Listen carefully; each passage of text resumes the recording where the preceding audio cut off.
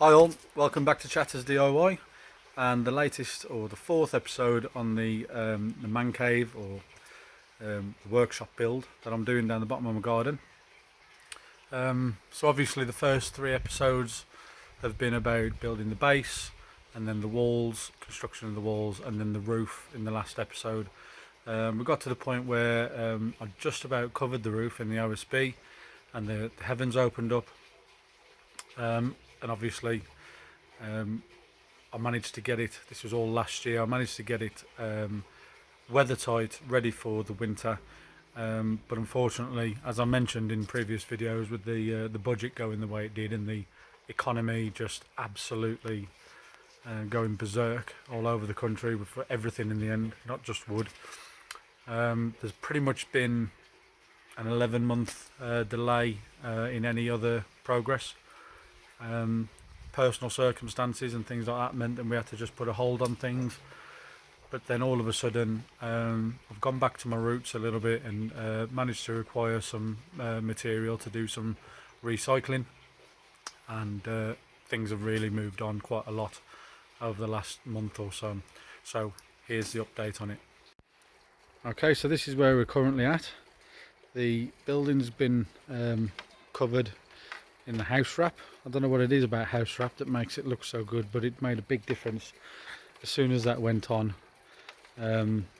Obviously it's got weatherproof or rain waterproof sort of qualities to it, so it's obviously helped in that matter, in that sense, but it just looks good as well.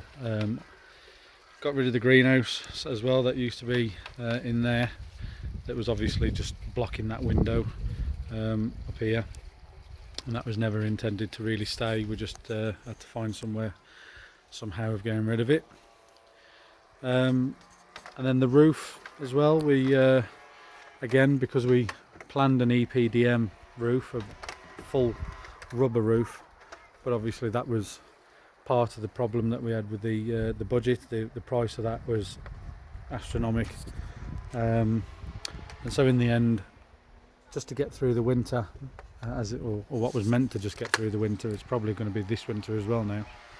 We've covered it in just a normal felt roof. I put quite a big drop on the sides so that it keeps it nice and dry underneath. And to be fair, it's done a fantastic job. I'm not worried about it going through a second winter in the slightest. The slope on the roof is just obviously just enough, and I've put adhesive in the overlaps. One of the major jobs that I really wanted to get done, really I needed to do it before I got the walls completed and before obviously like moving on to the cladding and things like that, was to run the electric cable. I went and got some SWA cable, which is steel wire armoured, easy for you to say, cable, and it's designed to be used outside. It can be used underground or above ground, which we'll talk about in a second. And this is how I've fitted it. So starting off under my stairs, I've got my my house consumer unit here, and then I've got what they call a garage consumer unit there. That's actually left over from when the kitchen was originally like an outhouse, an outbuilding, and that now works as the kitchen consumer unit. I've changed this and had it because the previous one only had room for 4 modules, and these here are the modules. Obviously the RCD there at the end is a double one, so I needed space for this last one to go on. So the workshop's on its own mini circuit breaker. That was louder than I expected. And then a 6mm cable starts from there and runs into the garage. That 6mm cable then continues from the consumer unit, runs into this external grade terminal box, junction box, whatever you want to call it. Basically that then terminates into that box, and it's got this terminal block inside, and then that's where the steel wired armoured cable starts. This is what you call a gland that fits onto the end, and this was actually you buy them in pairs normally, and so I bought one that was suitable for outside, because obviously the other end of this is outside. And then that's just a dust cover that goes over. So when it came to terminating the armoured cable, I had no idea how to do that. I actually googled it or YouTubed it, and found a YouTuber, he goes by the initials JW, and he was brilliant at explaining it step by step. Broke it down, explains all the tools required, does it a really simple method. Obviously there is only really one way of doing it properly, and he obviously knows exactly what he's talking about. I'm not going to go into any of the electrical work that I've done personally, because I'm not an electrician, I'm not qualified. Everything that I always do, I always say that on here anyway, it is just a DIY channel, and I'm showing you how I do things. If it inspires people, then great, but I'm not here to teach you the safety or the regulations behind anything, but I can discuss some of the things that I have considered. One of those things was the SWA cable, the armoured cable, as to whether or not it goes underground or stays above ground. So I've decided to go above ground. My neighbours just had quite a substantial lot of work done next door, and I've been waiting to see what I know that he was saying he was going to be replacing this fence. So all this fence has been put in very recently, and I didn't want to bury a cable prior to that happening, in case obviously that became a problem and they were going to have to work around it. Managed to get the cable to go from right the back of there in my garage roof. I managed to get it down this gap, making a little slide on the guttering, and then pull it through. There used to be a wall here, so there's no way I was going to dig all that out and jackhammer all the foundations out. So to be fair, decision was quite easy. Just use some pipe clips, and what I've done, actually, nice little tip if anybody's interested in this, but drilling a gravel board, massive no-no. I did actually cock up big time and tried to drill one of them, and as you drill through, obviously they're only what, inch and a half thick or something, and I drilled so far in, and then my drill bit just shot through and the face had come off the other side, so whereby I was drilling a 6mm hole, there was a hole about 4 inches, 4 inches worth of concrete came off on the opposite side. It was unfortunate, because that was the only gravel board that I needed to drill. All of these, I haven't drilled them at all. What I've done is I've utilised the gap between the two gravel boards that you can see there, and the screw goes through the clip, and actually, because of the way that the two gravel boards meet, there's only a very, very sort of fine point in which they touch each other, because the bottoms are angled, and so the screw just goes straight through without any drilling, and hardly makes any obviously any changes at all to the gravel board. So that's been clipped all the way along the fence, back where the deck is, and then along here, and then it goes, then from there it goes, attaches to these sleepers and goes underground for the only place where it does actually go underground. So that's been dug down there 2 feet. Obviously this all round here is still getting completed. It then comes up out of ground, up the side of the building, and then I've made a decision.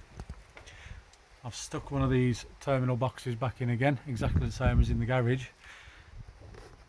I'll just show you the gland again. Look, this bit here, it's got a rubber seal around it, so this is all waterproof, and this is an external terminal box again. But all I've done there really is actually just used it as a way of securing the end of the cable. The steel armoured section is cut off, but then this white cable here is actually the cable that's on the inside of the armour, and just because it makes it so much more difficult to bend and manipulate, all I've done is ended the cable, the armoured section, and then the cable's continued then and goes into the building there. Down here there's going to be a strip of battens going vertically every point that there's a piece of framework on the inside, so every 2 feet going along the building. And then on top of that then there'll be another batten on a right angle to that, horizontally laid, and that'll basically create a 2-inch ventilation gap between this wall and the house wrap and the layer of the cladding.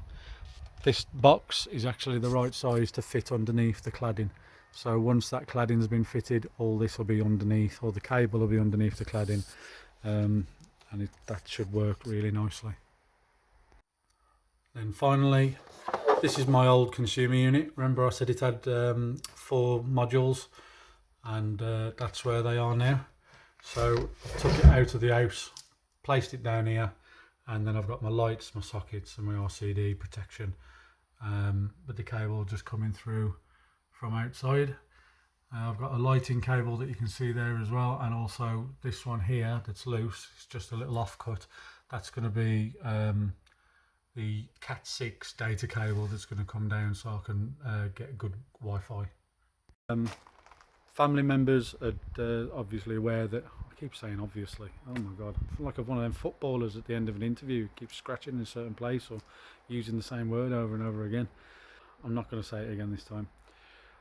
I get this text message come through, and it's a picture, and one of my family members was at the pub talking to somebody that we know who's a caretaker at a school, and the caretaker had sort of said how hard he'd been working that day, and said that he'd done 200 tables, or broken down 200 tables because they'd had new ones and he was getting rid of them.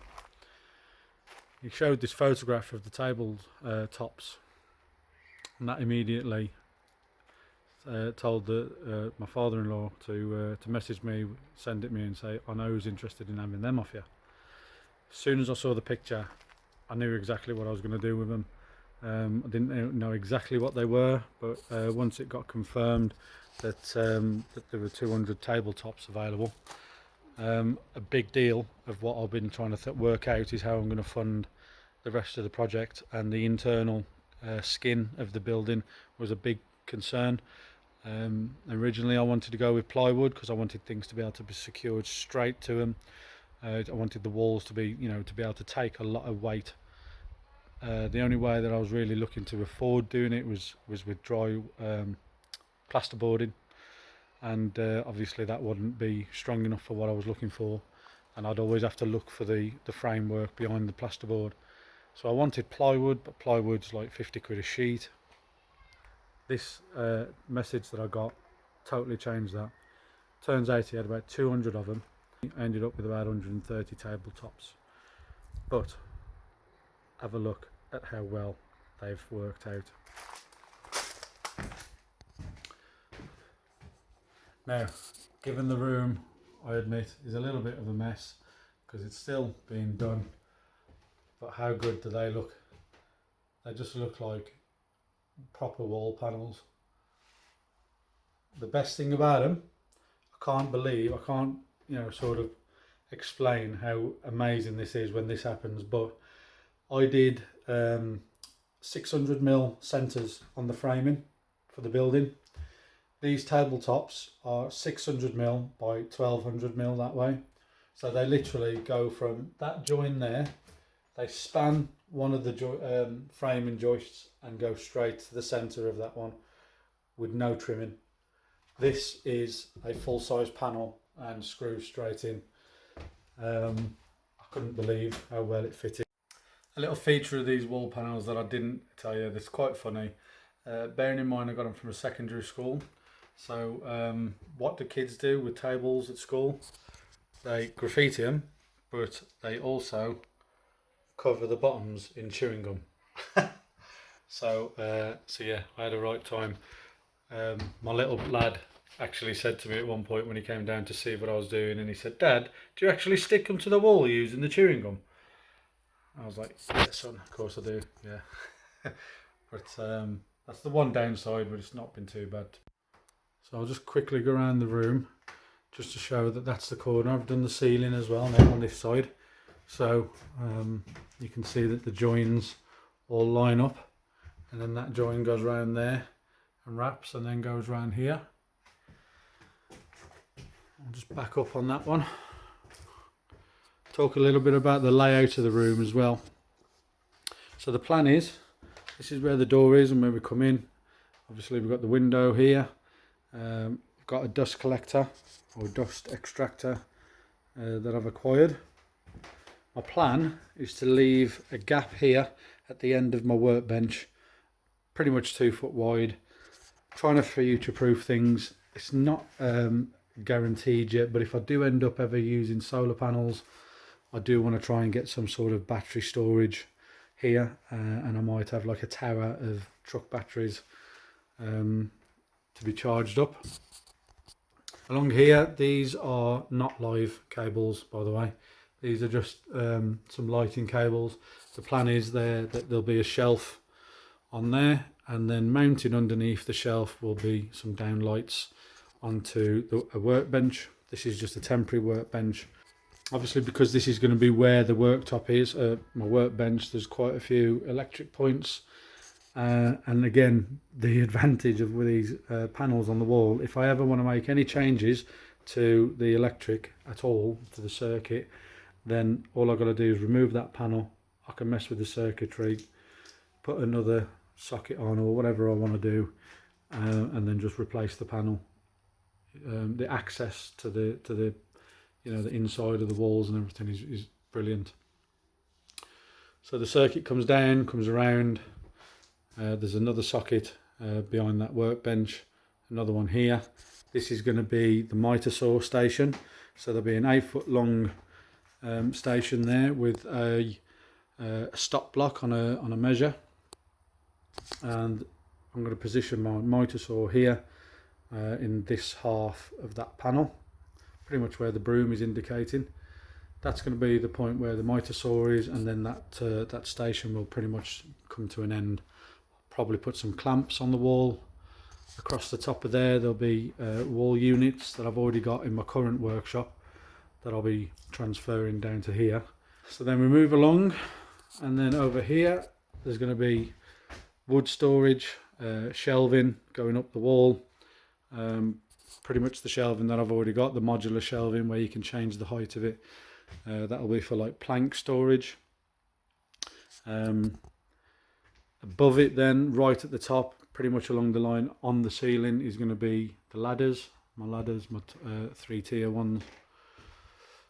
Coming round again, I might have some sort of desk and maybe some units for storage, just cupboards going along there. That's not really 100% decided upon yet, but what I do want is a TV on the wall up here, because I might be in here for long periods of time.